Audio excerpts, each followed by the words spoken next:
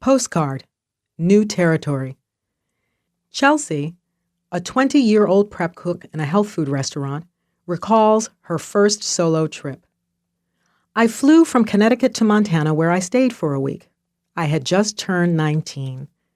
A friend of mine knew someone there who had an apartment. I thought it was pretty cool that this guy was willing to let me stay in his place, even though we'd never met.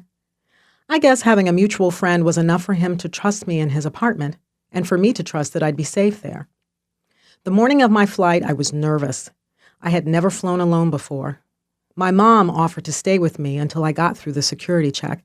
It was reassuring to have her along. Once I got to my gate, I felt a lot better. I was through the hard part.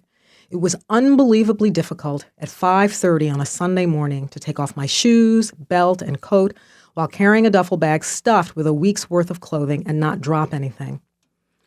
I switched planes in St. Paul, Minnesota. I made sure to call my mom every chance I got.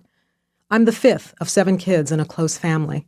We all live in the same town, and rarely do we go more than 3 days without seeing each other. For me to spend a week on the other side of the country was a little frightening.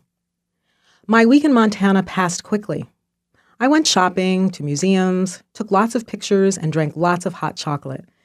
I also discovered my new obsession at the Leaf and Bean Coffee House, a drink called the Bozeman's Big Apple, similar to a caramel apple cider at Starbucks, but much better. The people in Montana were the nicest I'd ever met.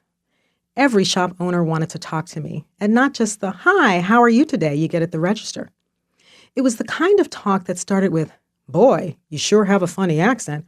Whereabouts are you from?" I'd like to point out that I do not have an accent. I'm from New England, where everyone talks like they need to blow their nose, but I wouldn't consider it an accent. Montanans, however, have the most musical speech I'd ever heard. I could move there just to hear them talk. Pearl.